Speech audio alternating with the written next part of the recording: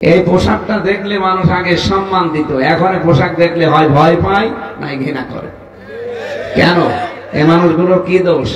তারা তো নিজের মা বাবা, আত্মীয় স্বজন, স্ত্রী পুত্র ছেড়ে বাংলার বিভিন্ন প্রান্তে আপনাদের জানমাল ইজ্জত আবরু হেফাজতের দায়িত্ব পালন করছে। এদের ডিউটি কয় ঘন্টা? 24 ঘন্টা। এই পৃথিবীতে এত ডিউটি পালন করা কোনো চাকরি নেই। আমরা যারা অন্যান্য বিভাগে আছি চাকরিতে সর্বোচ্চ 8 ঘন্টা ডিউটি করা লাগে, আর ওনাদের ডিউটি 24 ঘন্টা। কেন? ওনাদের মা বাবা, ছেলে মেয়ে, স্ত্রী পুত্র দেশে নেই। এই যে আসার পরে জিজ্ঞাসা করলাম, একটার বাড়ি নেত্রকোনায়, শেরপুরে, একটার বাড়ি ময়মনসিংহ, একটার বাড়ি টাঙ্গাইল। তাদের মা বাবা, আত্মীয় স্বজন, ছেলে মেয়ে সব ছেড়ে দিয়ে এই হাওড়ের ভেতরে পড়ে আছে। এটা রেকর্ড হচ্ছে, সারা দেশে এখন যাচ্ছে। প্রশাসনে যারাই আছেন, সে যে বিভাগে হোক, আর্মি হোক, বিডিআর হোক, পুলিশ হোক, নিজেদেরকে ছোট মনে করবেন। আপনি অনেক বড় দায়িত্বে আছেন। প্রশাসনের দায়িত্ব পুরাটাই ইবাদত। কারণ 2টা চোখ আল্লাহ জাহান্নামের আগুনে দেবে না। 1 নম্বরে যারা রাতের বেলায় আল্লাহর ভয়ে কাঁদে, 2 নম্বরে যারা মানুষের ইজ্জত আবরু হেফাজতের জন্য এভাবে ডিউটি পালন করে।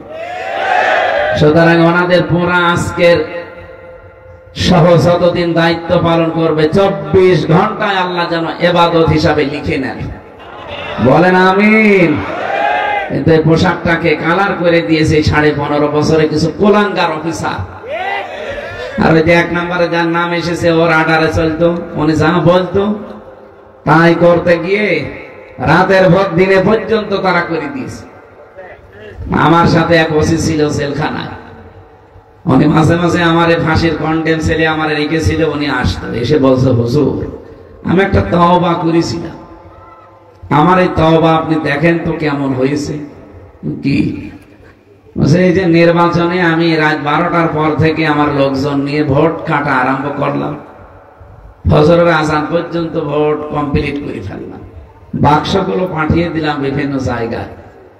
ফজরের আজান দিলে আমি গোসল করলাম, ওযু করে 2 রাকাত তাওবার নামাজ পড়লাম। এরপরে বললাম আস্তাগফিরুল্লাহ। হুজুর আমার এই তাওবা কি হয়েছে? না। আপনি কি আল্লাহর কাছে দোষ করেছেন? আপনি তাওবা করছেন? আপনি দোষ করেছেন হামজার কাছে। কি? এরকম একজনকে এমপি বানাতে হলে 3.5 লাখ 4 লাখ হামজা লাগবে, হামজার বউ লাগবে। কথা বলে না কেন? আমাদের কোন রায় না নিয়ে আপনি একা একা সব দিয়ে দিলেন, তার মানে আপনি আল্লাহর কাছে অপরাধ করেননি। আস্তাগফিরুল্লাহ পড়ে আপনার কিছু হবেও না। আপনার হবে যত হামজা আর হামজার বউ বেঁচে আছে তাদের কাছে গিয়ে মাপ চান। কিন্তু আশ্চর্যের বিষয় হচ্ছে, আপনি মাপ চাবেন কি করি? কারণ আপনি যতদিন জেলে থাকবেন, আপনার 8 বছর জেল, আপনি বের হয়ে দেখবেন বহু হামজা, হামজার বউ দুনিয়া থেকে চলে গেছে। তাদের কাছে আপনি মাপ চাবেন কি করি?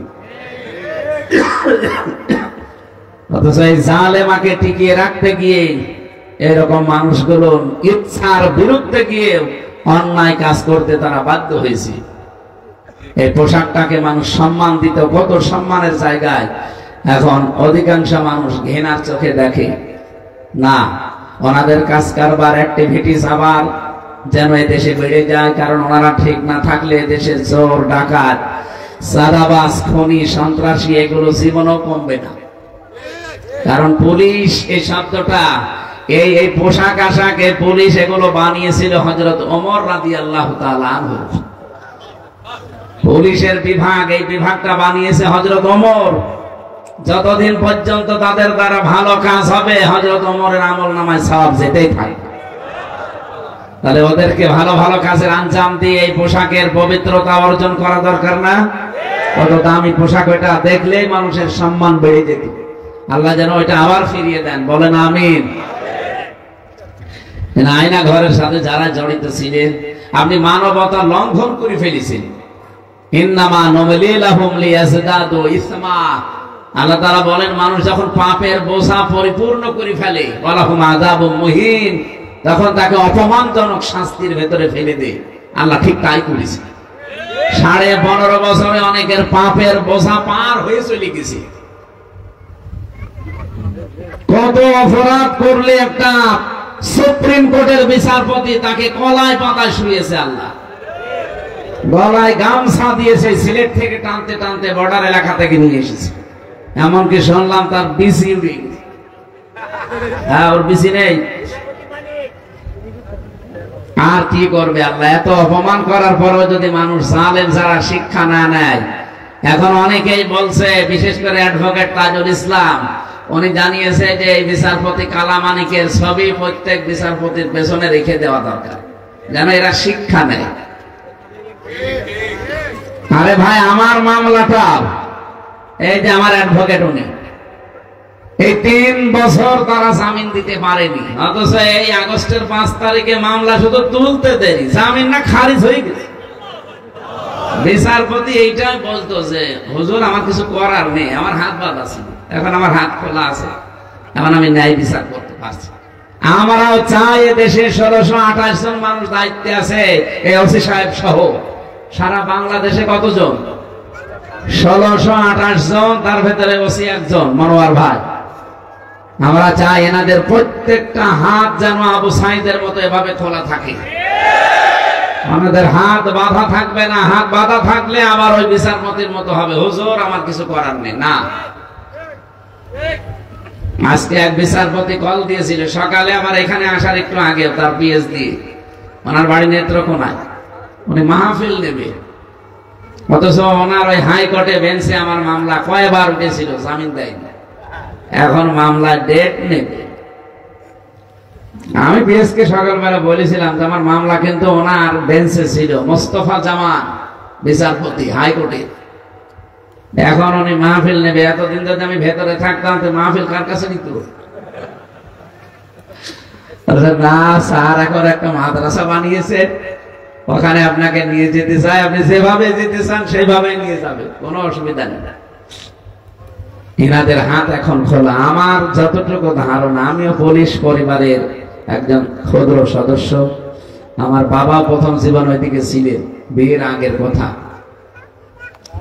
পরবর্তীতে উনি যেহেতু চাকরি আর করেননি, আমার বাপ দাদার জমি জায়গা ছিল, ওগুলো তারা চাষবাস করে জীবন কাটিয়ে দিয়েছে। তা আমি জানি ওনাদের মাত্রা। আমার দোলা ভাই এখনো আছে, চাচা এখনো আছে, প্রশাসনে দায়িত্বে আছে তারা। ওনাদের ডিউটি, ওনাদের কষ্ট এবং মনের যে চাপা কষ্টটা আমি দেখেছি। আমি চাই বাংলাদেশে আগামীতে যারা দায়িত্বে আসবে, এবং এখন যিনি আছেন ডক্টর মোহাম্মদ ইউনূস, প্রশাসনের বিভাগটা পুরা আলাদা করে দিন। ওনাদের দায়িত্বে থাকবে ওনাদের আইজি, কোন নেতা খেতার কথা মতো ওনাদের চলার দরকার নেই, ওইটা করে দেন। দেখেন একদিনে বাংলাদেশ জান্নাত বানিয়ে ফেলবে। আগামীতে যারাই আসবে তারা যেন প্রশাসনকে পুরো আলাদা একটা কাজ করে দেয়, যে ওনারা চলবে শুধুমাত্র এমপির কথায়, ওনাদের আইসির কথা, ওনাদের ভাগ থাকবে আলাদা, কারো কথা শোনা দরকার নেই ওনাদের, ওনারা চলবে ওনাদের মতো। দেশ স্বাভাবিক হতে একটু সময় লাগবে না ভাই, আমি বাস্তবতা বুঝি। আমি যেই কথাটা তুলেছিলাম, পৃথিবীর এই নিকৃষ্ট মানুষদের তালিকায় যাদের নামগুলো এসেছে এমনি আসে নাই, এদের প্রত্যেকের জীবনে এরকম কর্মকাণ্ড আছে। ইনার যেমন আয়না ঘর আছে, বাশার আল আসাদের দিকে তাকান, নেতানিয়াহুর দিকে তাকান, লক্ষ লক্ষ শিশুকে সে বিদায় করে দিল। আরে ভাই, আমির হামজার শরীরের ভেতরে রক্ত আছে রিয়াজউদ্দিনের, রিয়াজউদ্দিনের শরীরে রক্ত আসে জাহান আলী সর্দারের, এই শেষ। আর ফিলিস্তিনে গাজায় যাদেরকে হত্যা করা হচ্ছে, এদের শরীরের ভেতরে হযরত দাউদ নবী, সুলাইমান নবীর রক্ত।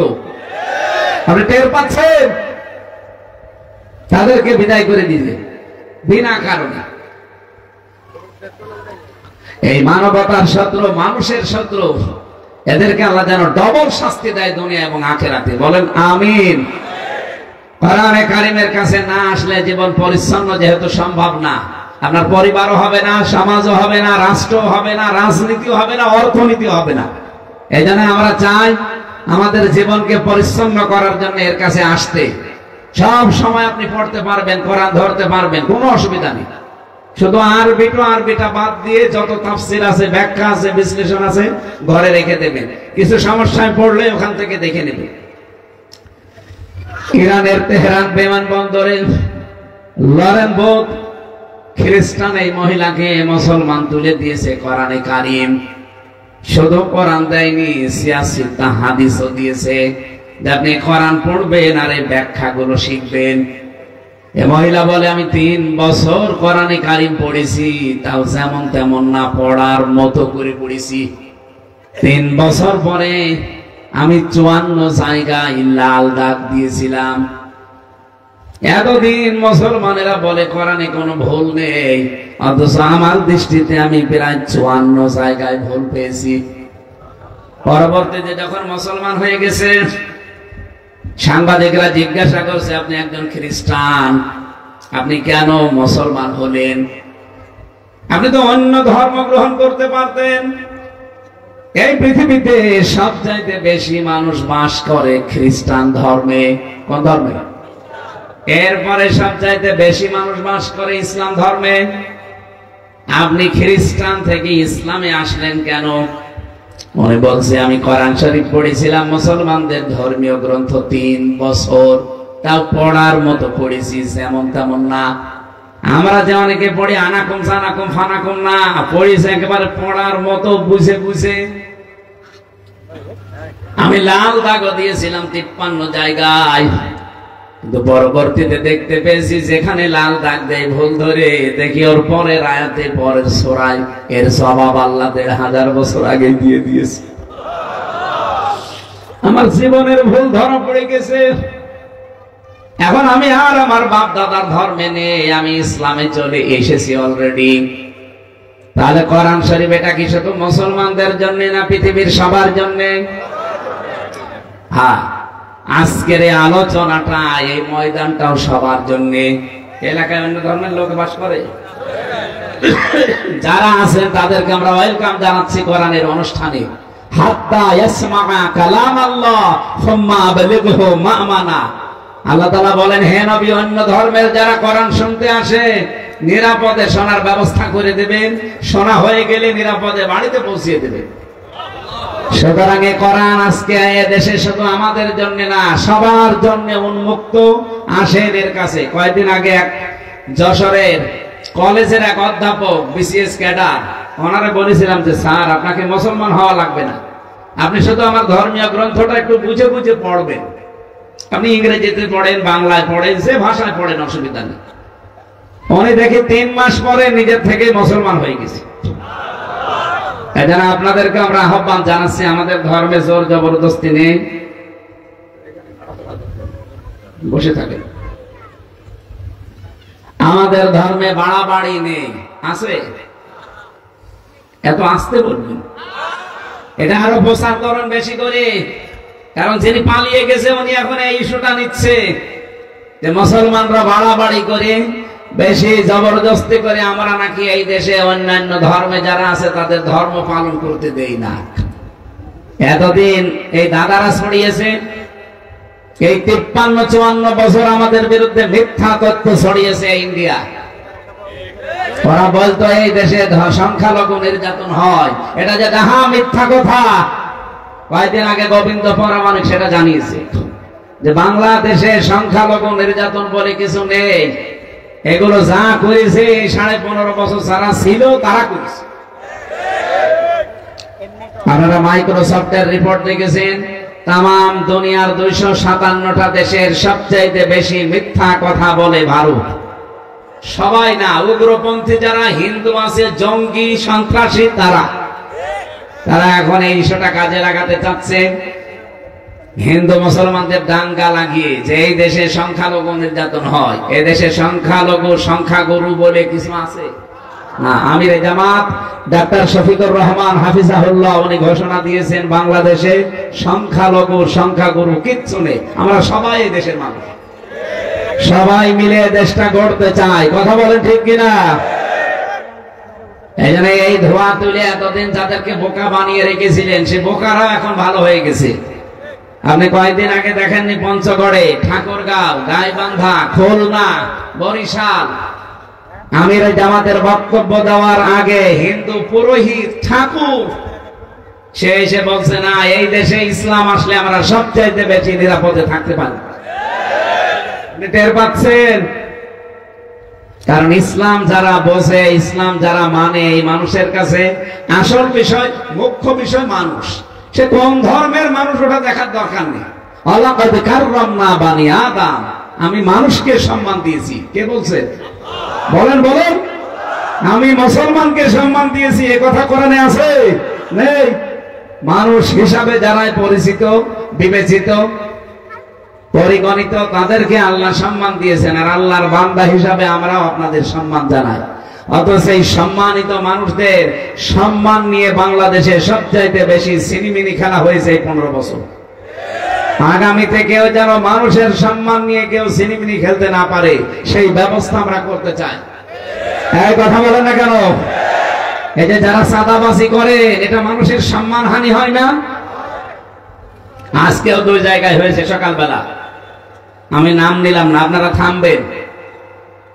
এটা কিন্তু আর আগস্টের 5 তারিখ নেই, এটা এখন মার্চের 5 তারিখ চলছে, না 4 তারিখ, মার্চের 5 তারিখ চলছে। 7 মাস পার হয়ে গেছে। আপনি এখনো যদি মনে করেন না এটা আগস্টের 5 তারিখের আগে আছে, আপনি ভুল পথে আছেন, ভুল ধারণায় আছেন। এখন দেশের মানুষের অনেক কিছু পাল্টিয়ে গেছে। আমাদের বানানো রিপোর্ট হলে আমি বলতাম না, এগুলো সব আন্তর্জাতিক রিপোর্ট। আগস্টের 5 তারিখের আগে বাংলাদেশে মাত্র 100 জনের 15 জন মানুষ বলতো যে আমরা এদেশে ইসলাম কায়েম করতে চাই। তার ভেতরে রোকন রেজা একজন। 100 জনের কয়জন? 15 জন। বলেন বলেন। এই যে মার্চের 1 তারিখের রিপোর্ট এসেছে, এখন 100 জনের 66 জন মানুষ চাচ্ছে দেশে ইসলাম কায়েম হোক। মাত্র 7 মাসে যদি অবস্থা হয়, আপনি আর 6 মাস যেতে দেন। যারা এই কথা ছড়িয়েছে যে ইসলাম পন্থীরা এ দেশে 10 ভাগ ভোটও পাবে না, ভোট দিয়ে দেখেন। 3 বার তো ভোটই হয়নি, তা আপনি জানলেন কি করে? 3 বার ভোট হয়েছে, একবারে 154 জন ঘোষণায়। রাতের ভোট দিনের ভোট রাতে হয়ে যায়, ভোটই তো হয়নি, আপনি বুঝলেন কি করে? রিপোর্ট গুলো সব খ্রিস্টান আর ইহুদিরা বানিয়েছে। 100 জনের 66 জন মানুষ এখন চাচ্ছে এদেশে আল্লাহর এই দিন কায়েম হোক। আমার যা মনে হচ্ছে আর 6 মাস যেতে দিলে 100 জনের 100 জন মানুষ বলবে আমরা এদেশে ইসলাম চাই। কারণ শান্তির ধর্ম ইসলাম, এটা শুধু নাম শুনেছি, দেখি নাই। 54 বছর তো বিভিন্ন জিনিস দেখলামই, কিছুই হয়নি। কথা বলে না কেন? কারো বাবা চালিয়েছিল, দুর্ভিক্ষে মানুষ মরে গেছে। কারো স্বামী চালিয়েছিল, কারো বউ চালিয়েছে, কারো ভাবি চালিয়েছে, আর চাচা এরশাদ চালিয়েছে 9 বছর 10 বছর জেল খেটেছে। এখন শুধু দেখতে বাকি আছে আল্লাহর এই কোরআন দিয়ে দেশটা চললে কেমন দেখা যায়। এটা দেখা দরকার না? একবার একটু সুযোগ দেওয়া দরকার কোরআনকে।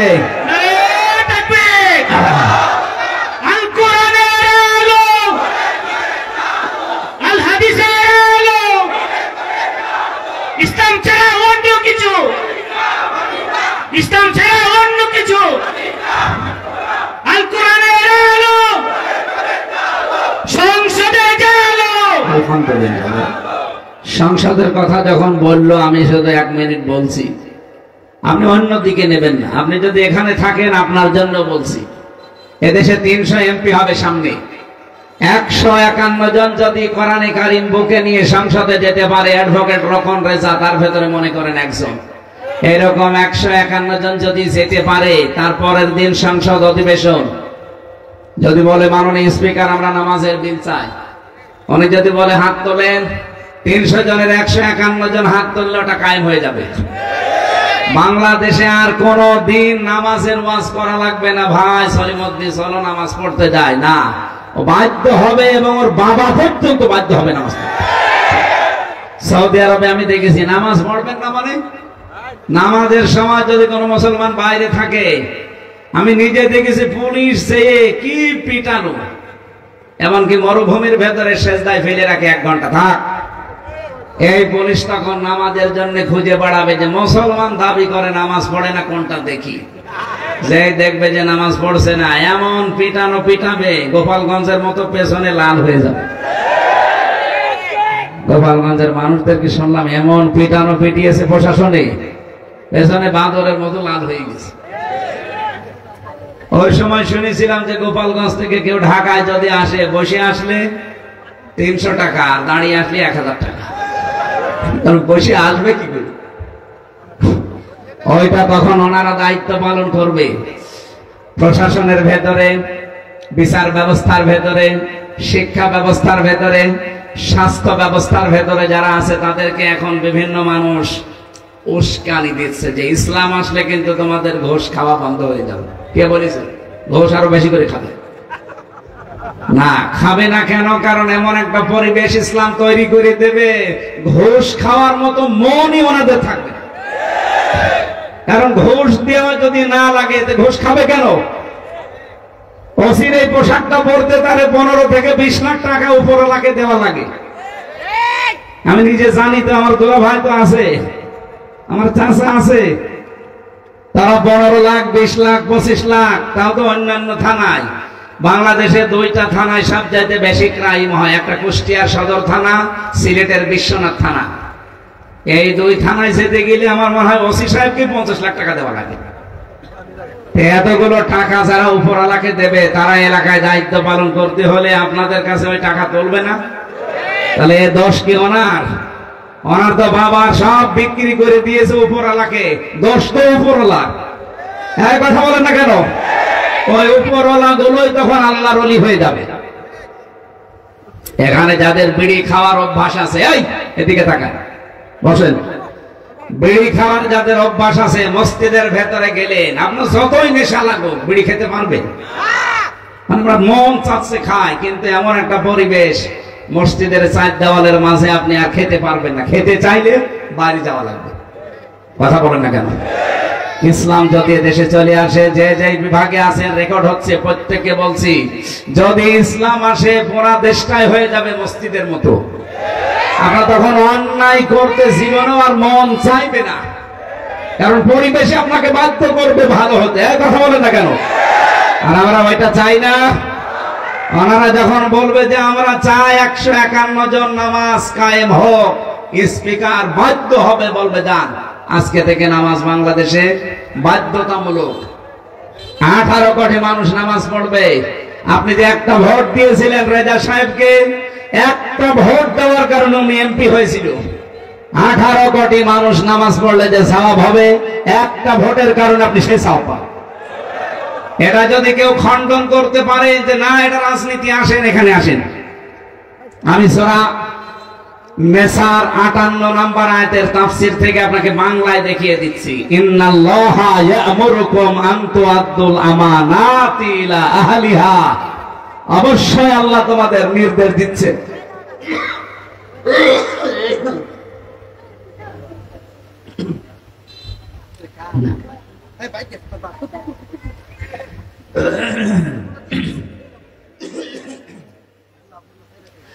তোমাদের যাবতীয় আমানত তার প্রাপকের কাছে পৌঁছিয়ে দাও। সুতরাং এখানে দল দাড়ি দেখা যাবে না, দেখতে হবে এই লোকটার দ্বারা মানবতার এবং আল্লাহর কাজ হবে কিনা। এটা কিন্তু আমানত। ভোট এটা কি আপনি দুনিয়ার বিষয় মনে করে যারে তারে দিয়ে দেবেন, এক লোক গাঁজা খায় গাঁজাখোরকে দিয়ে দেবেন, হবে? আপনি কিয়ামতে ধরা খাবেন। এখানে এমন মানুষকে আপনার রায় দেবেন, ভোট দেবেন, সমর্থন দেবেন, যে লোকটা যে বলতে পারে আমি নামাজের বিল চাই, যাকাতের বিল চাই। এরকম মানুষ পাঠানো দরকার না। এটা আপনি যদি রাজনীতি মনে করে মুখ ফিরিয়ে চলে যান, আপনার কপালে আগুন লাগবে, যা লেগেছে আমাদের এই 54 বছরে। আমরা আগামী থেকে কোরআনে কারীম পার্লামেন্টে দেখতে চাই না। এরা যদি কেউ রাজনীতি মনে করেন, হ্যাঁ এটাই আমাদের রাজনীতি, কেউ যদি এটাই আমার ধর্ম ব্যবসা, কারণ আমি চাই কোরআনে কারীমকে উপরে নিয়ে যেতে। আর কথা বলেন না কেন? আর আপনি চাচ্ছেন না মানুষের তৈরি করা আইন উপরে নিয়ে যেতে। আপনি কাফেরদের কাজ করে যদি ভয় না পান, আমি আল্লাহর কাজ করে ভয় পাবো কোন কারণ? হ্যাঁ কথা বলেন না কেন? আপনি কাফেরদের পক্ষে কাজ করে যদি ভয় না পান, আরো আপনার সাহস হয়, তা আমি আল্লাহর পক্ষে কাজ করি, আমার ভয় লাগবে, মানে আমার তো সাহস আরো বাড়ার কথা। আল্লাযীনা আমানু ইয়াকাতিলুনা ফি সাবিলিল্লাহ, যারা ঈমান আনে তারা লড়াই সংগ্রাম করবে কার রাস্তায়? আল্লাযীনা কাফারু ইয়াকাতিলুনা ফি সাবিলিত তাগুত, যারা কাফের তারাও লড়াই সংগ্রাম করে কিন্তু তাগুতের পথে। ফাকাতিলু আউলিয়া শাইতান, তোমরা তাগুতের এই শয়তানের অনুচরদের বিরুদ্ধে সর্বাত্মকভাবে চেষ্টা চালাও, জিহাদ চালাও, সংগ্রাম চালাও। ইন্না কায়দা শাইতানি কানা দাঈফা, অবশ্যই শয়তানের যত চক্রান্ত সব দুর্বল। সুতরাং যত বড় করে দেখা যাক মাকড়সার জাল যত বড় হোক, শুধু একটা বাচ্চাকে বলবেন যে একটু দৌড় দাও, ভেঙে যাবে। এক কথা বলেন না কেন? বাংলাদেশ সহ বিশ্বে যত বড়ই হোক শয়তানের জাল, তাগুতের জাল, একেবারেই কিছু না, শুধু সাহস নিয়ে দাঁড়ানো দরকার। আল্লাহ সেই সাহস আমাদের সামনে যেন দান করেন, বলেন আমিন। কোরআনে কারীমের কাছে আসার আহ্বান জানিয়ে আমরা তেলাওয়াতকৃত আয়াত থেকে তাফসীর আরম্ভ করছি ইনশাআল্লাহ। দরুদ সালাম পাঠ করছি মুহাম্মদুর রাসূলুল্লাহ সাল্লাল্লাহু আলাইহি ওয়াসাল্লামের প্রতি। সূরা বাকারা 183 নম্বর আয়াতটা পড়েছি। প্রথম অংশের কিছু বাংলা বললাম যে কুতিবা আলাইকুমুস সিয়াম, আল্লাহ আমাদের উপরে রোজা ফরজ করেছেন, ফারজুন না দিয়ে কুতিবা দিয়ে। এখানে আলেম আছে না? বলেন তো আল্লাহ ফারজুন না দিয়ে কুতিবা দিলেন কেন? আমি যদি আজকের এই জমিনটা বলি কাউকে যে রকম রেজা ভাই আমি আপনাকে দিয়ে দিলাম, আমার মুখের কথার কোনো দাম আছে? বলেন বলেন। এটা যদি আমি 6 স্বাক্ষর করে দলিল করে স্ট্যাম্প করে বলি নেন, এর দাম 10 লাখ। কথা বলেন না কেন? একই মানুষ আমি আগে দিয়ে দিয়েছি মুখের কথায়, কোনো দাম এটার নেই, কারোর কাছেই নেই। পরে আমি একই মানুষ তো দলিল করে স্ট্যাম্প করে দিয়েছি, এর দাম হয়ে গেছে কত লাখ। আল্লাহ পাক কোরআনে কারিমে সূরা বাকারার 183 নম্বর আয়াতে ফরজুন দিতে পারতেন, যে রোজা আমি ফরজ করে দিলাম। যা আল্লাহ বলেন না কুতিবা আলাইকুমুস সিয়াম, এটা আমি লিখে দিলাম।